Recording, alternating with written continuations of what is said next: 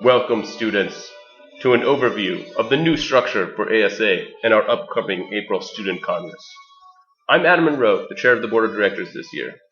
We are so excited to tell you about ASA's new structure. Many of the board members have been working very hard on the project this year, and we honestly believe this is the best way for all of us to organize and collaborate for years to come. The former structure was limited to only the 3 public university student government representatives.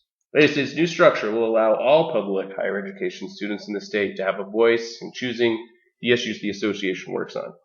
We are community college, undergraduate, and graduate students. ASA is going to become a proactive organization that selects one higher education issue each year to address through raising awareness and legislation. You can help pick the issue by attending the first annual Arizona Students Congress on April 25th through 27th. So, in 2012 to 2013, the board structure looked something like this. We had 26 board members in 3 districts. There was an executive director, and there were 8 other staff members, full-time staff, including an office manager, government affairs director, communications director, and an organizing director who oversaw several campus organizers. Unfortunately, HB 2169 forever changed how ASA and other organizations like it were funded in the state, so something had to change. This structure was also not as inclusive as it could be. Both of these realities moved the 2012-2013 board to set up a temporary structure which looked like this. In 2013 to 2014, the board appointed 6 students who had an interest in seeing ASA succeed. 6 other elected student government presidents were asked to be on the board.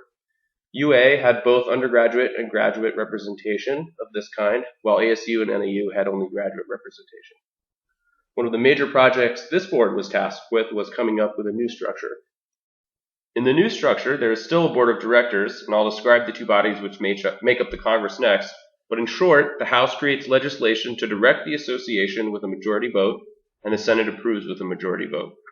I'll discuss that legislation after saying more about the House, Senate, and the board. The House is populated by students who run for positions with their university or college affiliation. The Speaker of the House is elected to chair the House after all the House members have been elected. Each school is appropriated up to 9 seats by population, and members of the House are elected after the president and vice president. Your year in school and program will be used to determine whether you are on the community college, undergraduate, graduate, or alumni affairs committee. Everyone who attends the annual student congress will be on one of these committees. Ad hoc committees can be created and filled by the speaker as needed for whatever issues matter most to people attending the congress that year. The Senate is populated by the elected student government body presidents. Each university only has 1 vote in the Senate, and the community colleges collectively also have 1 vote in the Senate. ASA's new vice president will serve as the Senate president. The president and vice president are elected by all the delegates. The president is full-time, salaried position. The vice president is a part-time, also salaried position. The president is the spokesperson for the organization. This person also chairs the board of directors and ensures that the board is following the legislation of the Congress. This person also hires directors to manage finances, monitor legislation, and help with the day-to-day required to run the association well. The vice president chairs the Senate, helps manage the directors on the board, and acts as the lead organizer for the association. These directors are elected by their committees. Earlier I mentioned the undergraduate, graduate, community college, and alumni committees. So, of course, these directors must be elected from within those committees.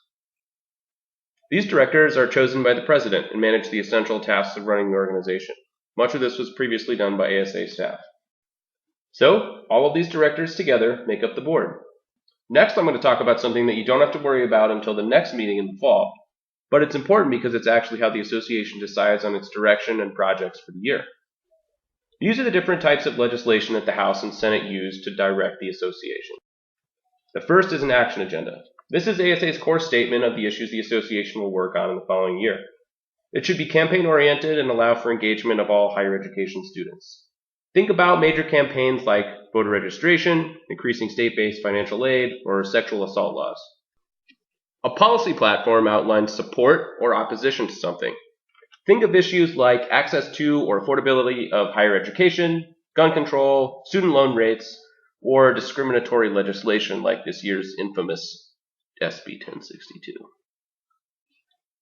Board directives are specific internal goals or projects the membership would like accomplished by the board and/or staff of the association. For this, think of things like the creation of an alumni newsletter, an ASA scholarship, or leadership training for high school students. Board directives are specific internal goals or projects the membership would like accomplished by the board and/or staff of the association. For this, think of things like the creation of an alumni newsletter, an ASA scholarship, or leadership training for high school students. Well, thanks for listening, and we hope we've answered at least some of your questions about the structure. Of course, we'll have much more time this weekend for the details. Please check the website for more, and we'll see you this weekend.